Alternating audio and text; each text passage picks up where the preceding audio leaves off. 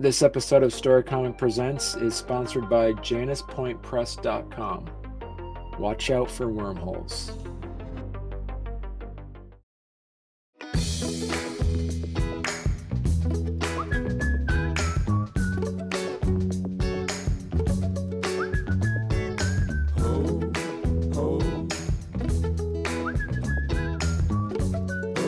Welcome to Storycomic Presents, where we interview amazing storytellers and artists. This is episode 318. I'm your host, Barney Smith of Storycomic.com. We're excited to have with us the internationally acclaimed comic creator and graphic designer in Oni Press, Winston Gambro.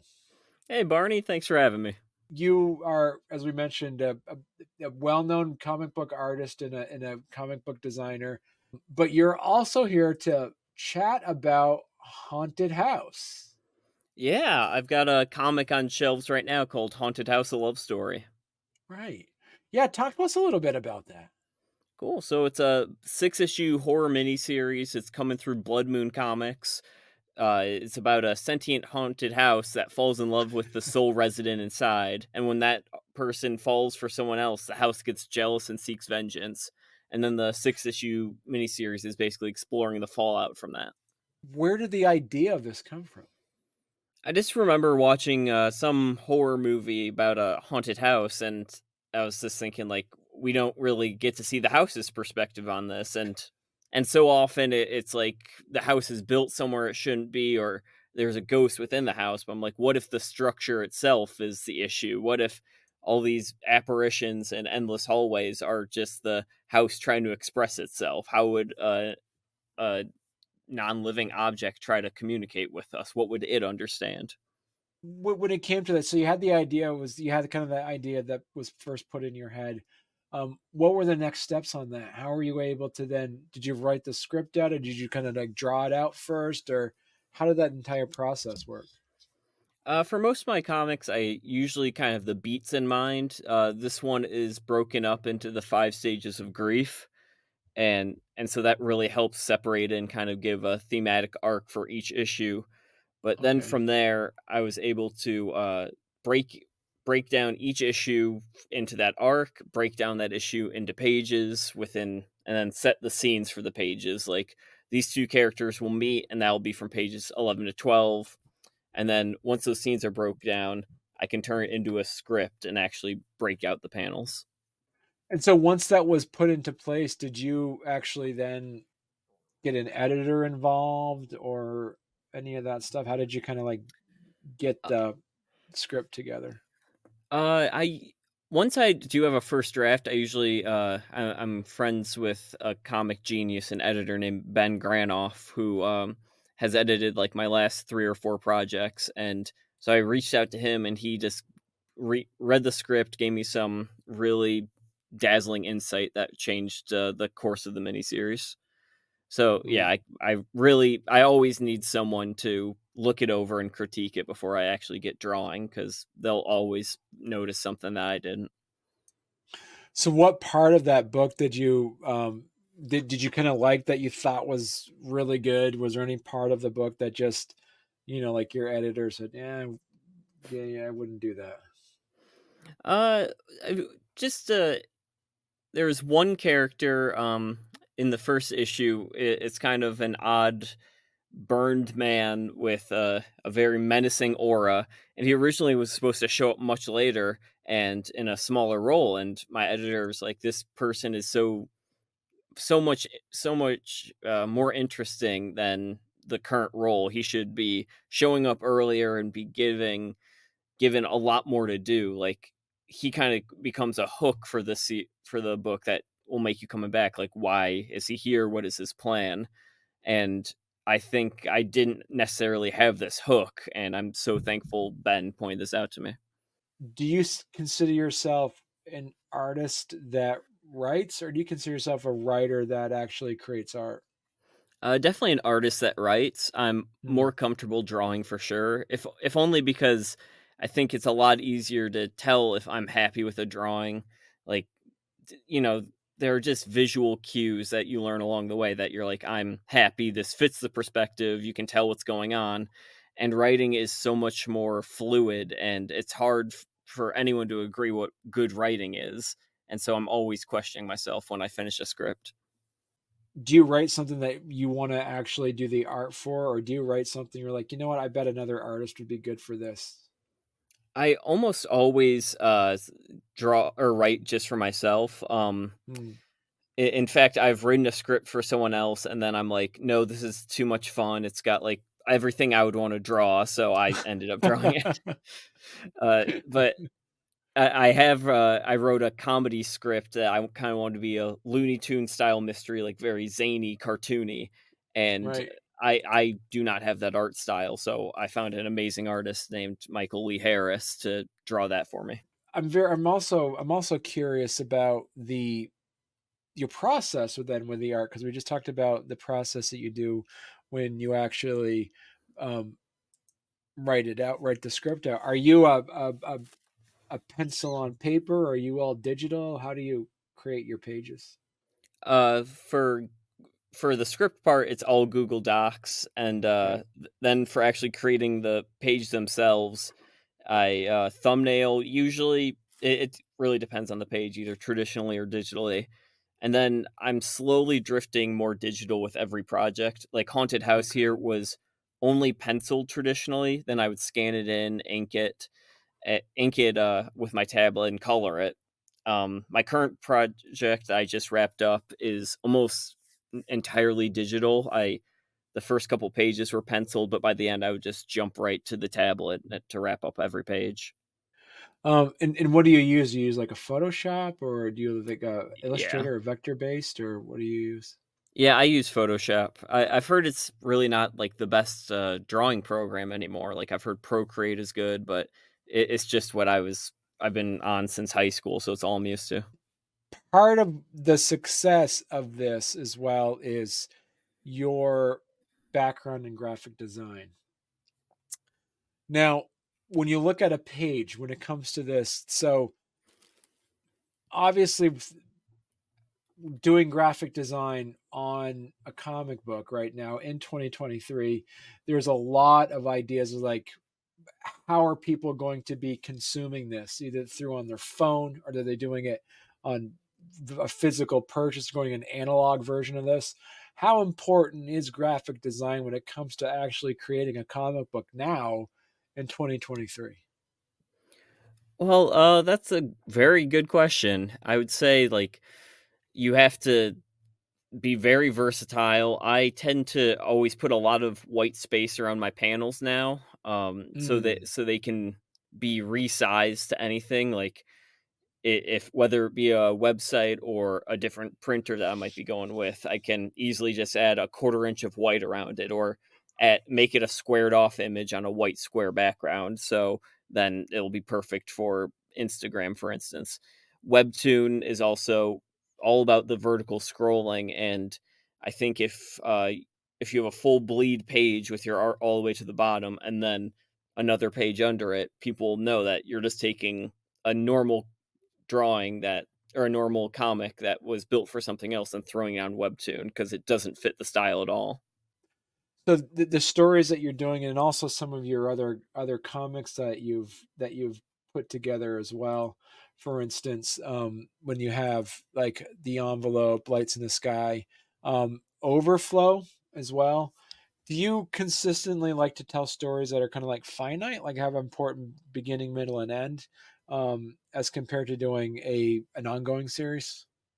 Yeah, a big part of that is I kinda just get bored easily. Like, I jump around genres, and usually about, 2 weeks into drawing one comic, I'm already looking forward to the next one.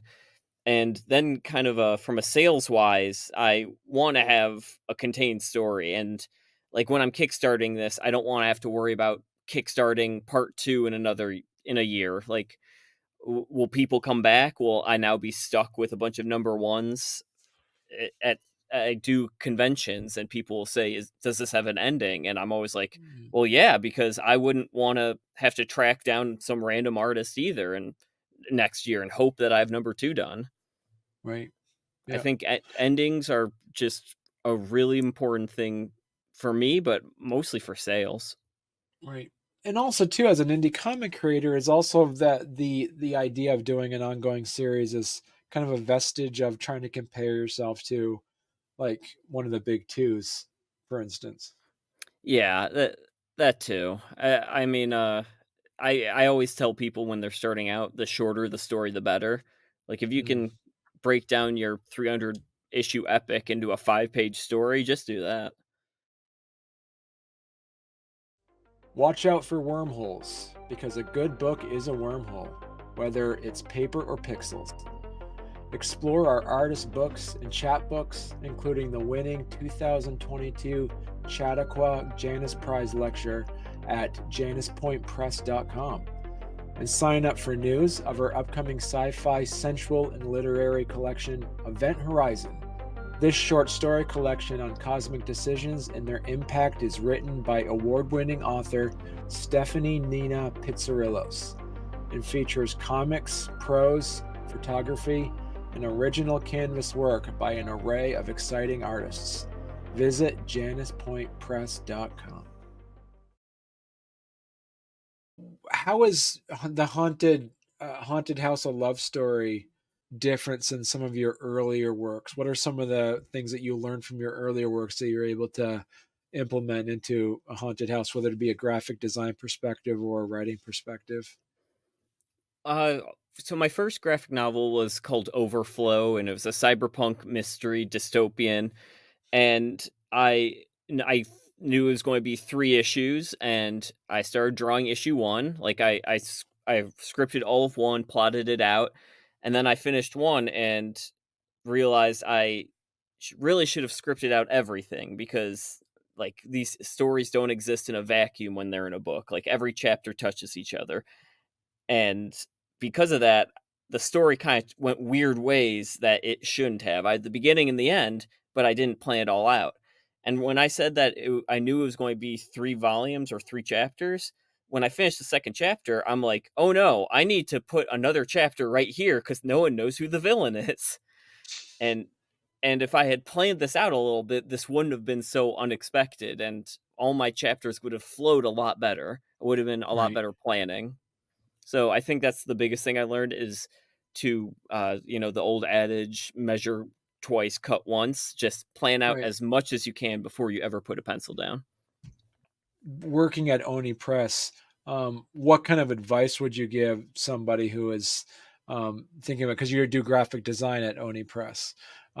What are some of the things that really kind of like bug you about graphic design that you see graphic design sins that you see other artists make that you like all the time? Like as a public service announcement, Winston, what is your public service announcement you want to give to other artists when it comes to graphic design? Uh, I guess hire a graphic designer to do your logo and your title page, and it's kind of graphic design. It's in the same realm. Hire a letterer. I Yeah, like the biggest thing. I've heard this over and over and over is if your lettering is noticeably bad or amateurish, people in the industry are instantly going to know like something's off with this comic. And it's all I can see as well. It's right. worth to spend that extra money to really just make your comic look that much more professional by getting a professional's touch on it. A big part of it for me is like I try to get as much research ahead of time. I talk to the creators, like what book do they what style is this emulating? Like, are there any comics or movies that this is the same genre as? And that's a good Right. jumping off point. But then I usually give like 3 to 6 varieties of logos, and they can range drastically. And then we just keep narrowing it down till we cement something that's unique and really fits the project well. Right. Your graphic design work is amazing. It's like, Thank you. have you ever thought about doing designing your own fonts? It's just very time consuming, and Yes, it's yeah, not. yes, yeah. Yeah, it's not my thing. Have when it comes down to actually like making your own, when you make your own comic, when you make your own comics and stuff like that, as you mentioned too, is like how important is color and palette to a comic book? Well, I mean, you can always do black and white comics. I mean, look at Sin City, Walking Dead. If Right. I think if you have a vision in mind, then it's it can be anything. However, you have to match that vision and follow through that vision. I'm absolutely very persnickety about colors, and I know I just said I'm persnickety about letters. I think I'm just persnickety about everything in comics. But colors are very important. The palette is, of course, a big part of it. It can completely change the mood of a scene, but just how you render a color, I think, or render shadows, how much shadow you add. If it is it just flat, is it going to be airbrush? Like the big two kind of add shine to everything that maybe it isn't even shiny in reality, but they want it to feel more cinematic. And Right. I think all of this is very important. It's stuff that you might not be thinking of, but colorists and other people in the industry are always thinking about, and you can reach out to them before you kind of latch onto the atmosphere of your comic. Right. It's a good point when we look at a haunted house, a love story. The other aspect of it, we talked about palette, but also frame. Like you actually putting like the frame around the frame around the pictures as well. I love how you actually have some bleeding out actually that's happening on the frame and also some of the color coming out on that as well. Is that something that you, as you're making the design of each page, to does that reflect the era that you wanted to portray within the story? A bit. It was more less an era, more like the genre. Like I wanted Okay. everything to kind of feel horror esque, unsettling. So all the shadows are not accurate to reality. For in issue one, all the shadows are kind of a dark red. Right. Uh, and the colors are not realistic. We just passed a neon green background and what is just a normal interior of a house. And I just want everything to feel off and weird. And part of that is coloring outside the box at random times or having line work extend outside the panel. If you had advice to give someone who's going to do indie comics and they said, I got an artist, I wrote the book and I wrote it and I have an artist for myself. It's done. And then they say, Winston, what's the third most important person you need to hire? Is it the letterer or the colorist or the graphic designer for the cover design? Oh boy, I would probably say letterer. Yeah. Because yeah, I can't overstate how important lettering is. Because yeah, if you can't read a comic, what's the point? But you did the lettering as well for it and everything. You pretty Yeah, much did it all yourself. yeah. I it was cheaper for me. That's the basics of it. I always say I'll made it when someone is able to do the lettering for me. But I just love all parts of comic creation. Part of me being so particular about what I'm going for, and so I just did it all myself. Right. So what are some of the takeaways that you're so that you made a haunted house a love story, and it's finished. It's only a certain amount of issues, correct? Yeah, it's just 6 issues, and all the art is done, all the scripts done, lettering wrapped up, and it's going to be coming out monthly from Blood Moon Comics. And so it's coming out once. So basically, then it's only running for that many months, and then from there, it's that gives you enough buffer then for everybody that's fans of the Winston Gambro work. Are you going to have something else coming up too? Yeah, I'm hoping to have a Kickstarter in early 2024 for I just finished a comic about aliens called Lights in the Sky. So all your stuff, like you as you mentioned before, it's like it's not goofy and campy. It's not pure heroes. There's some kind of darkness about these stuff. Is that what gravitates towards you to that genre?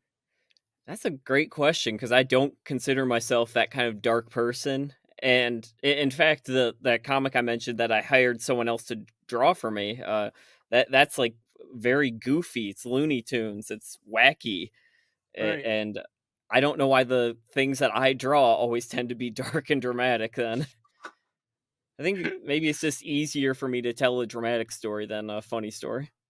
And so every single time though you write a script, you actually send it off to your editor friend who tweaks it for you and everything? Yeah, that's the way it's been for the last couple projects, and Right. I mean, his advice has been amazing, so I have to imagine I'll keep doing that. And so how do you create time for this while also working full time as a graphic designer? I mean, luckily I work from home, so I don't have a commute, but Right. I just this is kind of what I do for fun. So I set aside 2-ish hours a night, and I just always have a project to work on. I always like to be working on something, so this is how I unwind, really. What are some of the things that you really ended up appreciating on how the haunted house book came out? Uh, I kept this is such a graphic designer thing. I kept one template for the entire page. Like, if that white border all the way around the page should be the exact same on all 132 pages, and I think that's going to be pretty cool when you flip all the way through it. Then, Oh, I mean, really? it's the longest thing I've ever written and drawn. It's 6 issues of 22 pages, and I'm just really happy with that. Like, I think it'll look really good on a shelf.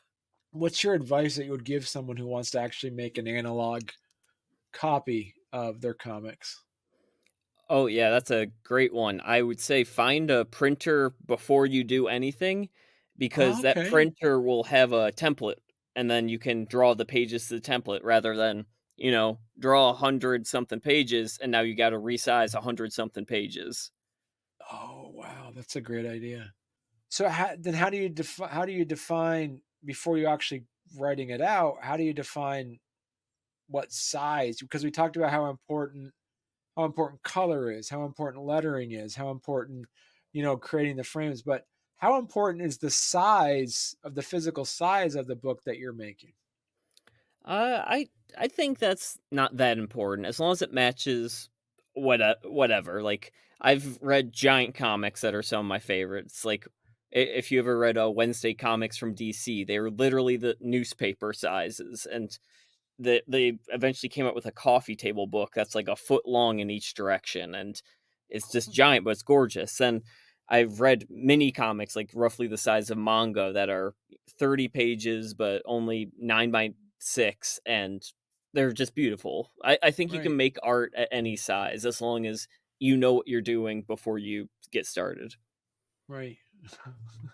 But yeah, and also too, from a graphic design perspective, there's also a level of making sure that the size and the shape of your book kind of fits also within the genre and the style of the book that's the story that's being told within the book as well, right? Yeah, yeah, I can definitely agree with that. Yeah. And so, have you always stuck to the same size and shape of the books that you've made?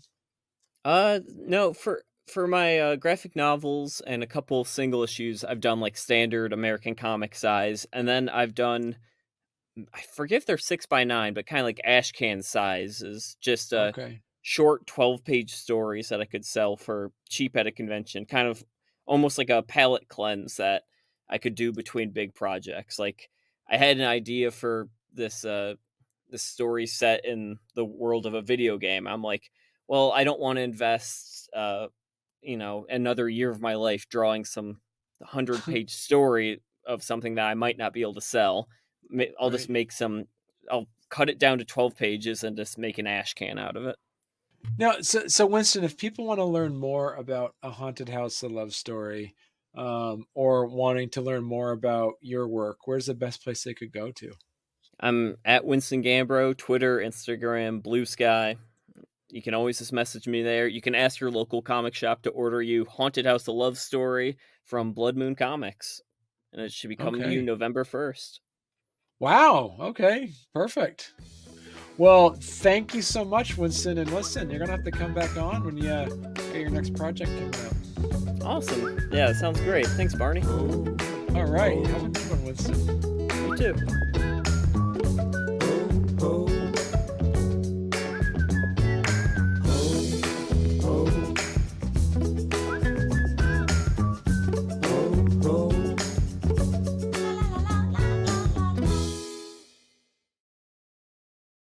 That's like, I love graphic designers because that's like art with math. Like it's like, yeah, I I always say I got into it because I was like the art kid in high school, but this is a way to make money off of it.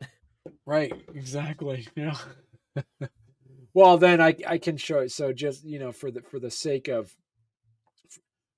transparency, since you showed me that, I can show you like when I talk to somebody who's like doing comics, I do this. When I talk to somebody who is doing like an author, I'll do this. I'll just change my background up. Oh my See, god, I had no idea that was fake.